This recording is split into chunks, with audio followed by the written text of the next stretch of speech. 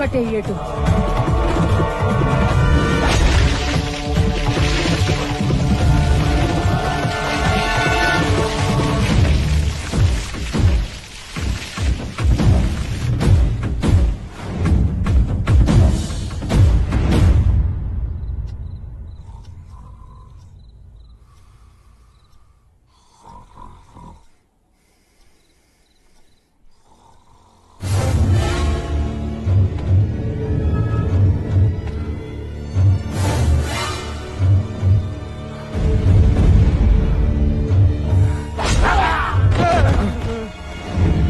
సింహపురికి వస్తారా? ఎంత ధైర్యంరా మీకు? ఎప్పుడు నాయాలని తిప్పురా కొడుకు.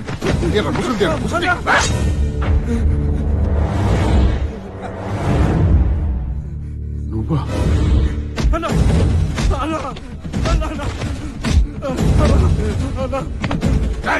నా ఎలా ఇన్ని సంవత్సరాలు ఇంటి ఉప్పు తిని ఎలా చేసారా ఈ పని? ఈ భార్య పిల్లలు తెలిస్తే ఏమనుకుంటారా?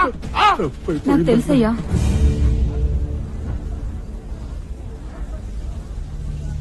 నేనే పంపించాను. నువ్వెందుకు వచ్చావే? ఎందుకు చేశారా ఈ పని? ఆకలయ్యా, ఆకలి. నెలలా డబ్బులు ఇస్తారు కదా? అయ్యా, మీరిచ్చే బియ్యము డబ్బులు నాకు నా మొగుడికి బతకడానికే సరిపోవడం లేదయ్యా. కానీ ఇదిగో ఇప్పుడు ఈ బిడ్డ పుట్టింది. రొమ్ముల్లోంచి పాలు రావడం లేదయ్యా. ఈ బిడ్డకి ఏం పెట్టి పోషించదయ్యా. మిమ్మల్ని చంపితే ఆ పులిచెర్ల వాళ్ళు 5 లక్షలు ఇస్తానన్నారయ్యా. ఆ డబ్బులతో ఎక్కడికైనా దూరంగా పోయి మా బిడ్డని పెంచుకుందాం అనుకున్నామయ్యా. మేం చేసిన తప్పుకి నా మొగుడితో పాటు మా ఇద్దరిని కూడా చంపేయండి అయ్యా.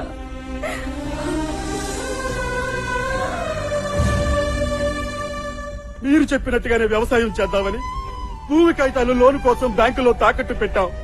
అన్ని పూర్తయ్యాక బ్యాంకు మేనేజర్ ని అల్లుడిగా చేసుకున్నాడు ఆ నాగరాజు గారు. సభాషలుడు. నీళ్లు లేక పంటలు లేక పొలాలు పోయి ఇంకా ఎన్నాళ్ళయ్యా మాకి బతుకులు. చెప్పేటయ్యా, చెప్పేటి.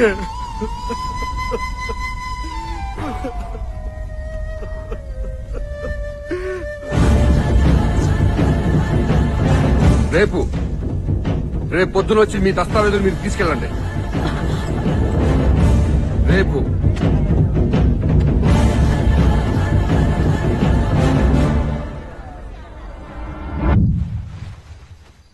ఏ దొంగతనాలో ఏంటో ఫస్ట్ టైం భయంగా ఉంది.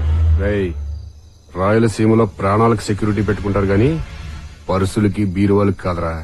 పదండి.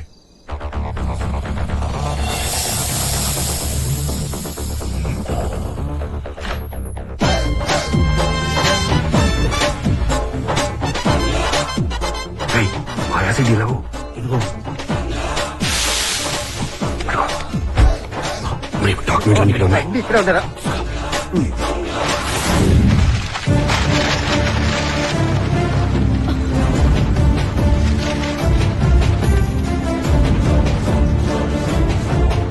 అంజమ్మా, అప్పలనాయుడు,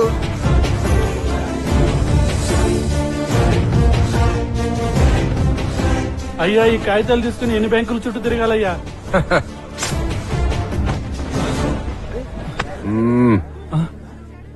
వీడిని గుర్తుపట్టారా? 2 రోజుల్లో లోన్ శాంక్షన్ అవ్వలేదనుకో, నిన్ను పోసేసి ఇదే మూటలో కప్పెట్టేస్తాను. మొదట్లోనూ వాళ్ళకి శాంక్షన్ చెయ్యి. థ్యాంక్స్.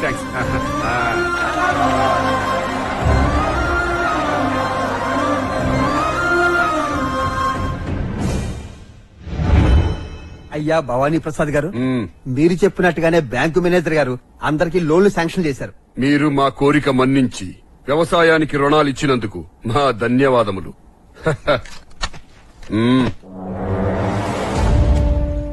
నన్ను దొంగలా ఎత్తుకొచ్చి బలవంతంగా లోన్లు ఇప్పించినంత మాత్రాన నీ ఆశయం నెరవేరుతుందనుకుంటున్నావా?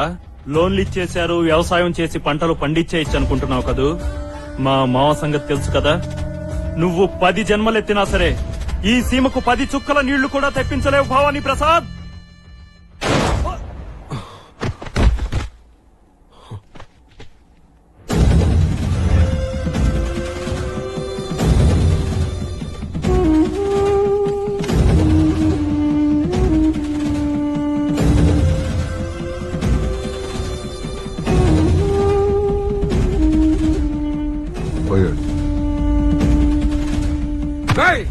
ఎంతమంది చంపేస్తారా ఆ? రేయ్! మీ అన్నయ్యని చంపినప్పుడు రాని కోపం ఎవడో పగవాణ్ణి చంపినప్పుడు వచ్చిందా? వదులు వదులు.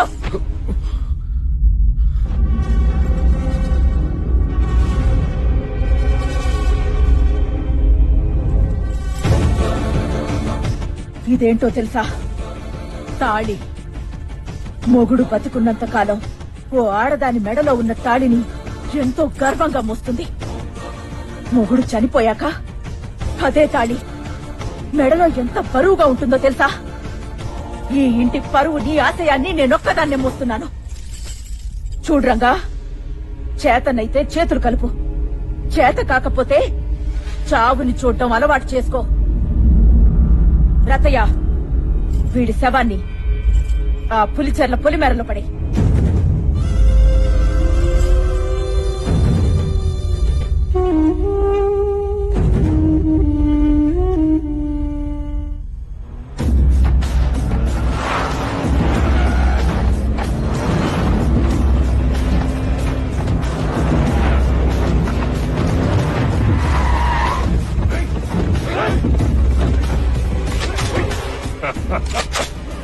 మళ్ళీ దొరికేవరా భవానీ ప్రసాద్?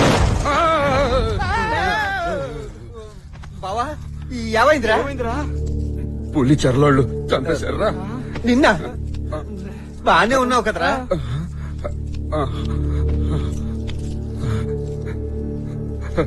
ఆ చూపేంటిరా? రే ఆ, ఎంత పనిచేశాడ్రా ఏ ఫ్యాక్షన్ జాన్ని చూసి నువ్వు విర్రవీగుచున్నావో అదే ఫ్యాక్షన్ ఉచ్చులో పడి నువ్వు చిక్కుకుపోవుగాక. ఇదేంట్రా? ఆ పంతులు అప్పుడెప్పుడో నీళ్లు కలితే ఇప్పుడు పని ఏంటి?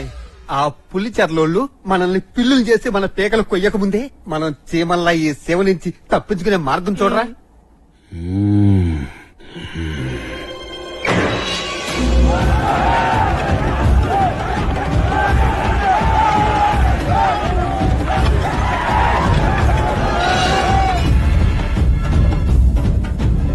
బావా, ఎక్కడికి తీసుకొచ్చావేంట్రా?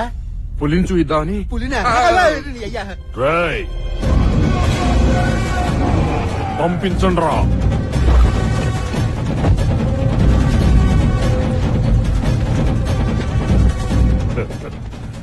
భవానీ ప్రసాద్, కూర్చో.